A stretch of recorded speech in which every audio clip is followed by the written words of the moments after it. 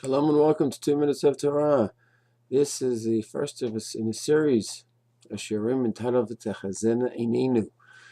The Gemara in Sanhedrin Sadichet Amud Aleph writes that the signs of the Gula are the fertility of the land of Israel, when the fruits, vegetables, produce is growing again, and when the Kibbut Galiot occurs, and the gathering of the exiles. And that's, Gemara says, there's no greater sign than that, based on the Psukim in Yechezkel, Lamed Vav, Parak Lamed Vav, beautiful Parak. V'techezena Ainainu means that may our eyes see when you return to Tzion. Some take that to mean that doesn't mean that we're asking Hashem that we could be here during the time of the Gula. We all hope to be here during the time of the Gula, but differently. V'techezena Ainainu means, of course, we want to be here during the time of the Gula. Hashem, may we see when you return to Tzion. Meaning that, of course, we're going to be alive then. We certainly hope we'll be alive when you return. But Hashem, let us perceive your return. Let us see all the beauty of the Berachot that you bring and the Gula that is occurring in front of our eyes. Because unfortunately, there's a possibility that Hashem will return and we'll have the Gula slowly developing, and we'll miss it. And I think, unfortunately, tragically, that is happening today. We have 6 million Jews here. Mamash Kibbutz Galiot, Mapit Shemesh. Everywhere you walk, there's another country represented. Everywhere you look, every mountain, there's green. And there's fruits, there's vegetables, the most beautiful, sweetest in the world, growing all over the country. Those are the signs of the Gula.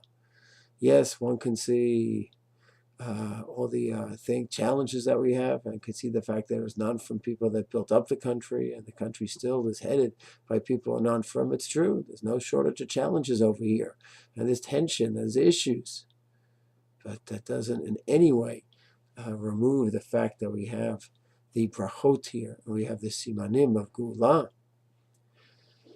So, in my opinion, every day, if one looks, he sees different signs of the redemption, of the return of the Jewish people.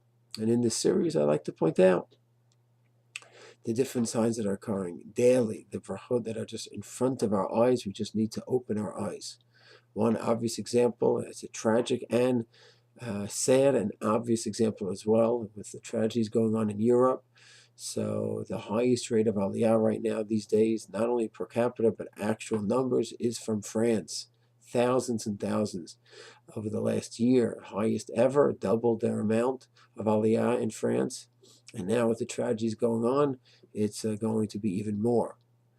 So how Hashem works out where the people come from, when they come, and what the catalysts are, of course, that's Hashem's ways. We know, we certainly don't understand the tragedies, and that's certain things which just in God's mind, we cannot perceive them. Okay, and we, of course, all are mourning together for the victims and their families of all the tragedies in Europe that are going on.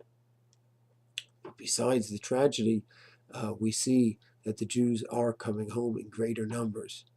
And we certainly hope that the Kibbutz Galiot could take place without the tragedies. And Yetz Hashem, that's what should happen, that the Jews keep making Aliyah, and the Gula slowly, or maybe quickly, unfolds. Yetz Hashem will continue daily, or at least weekly, with different updates of the Berachot that are in front of our eyes in the V'techezena Ainainu series. Shalom.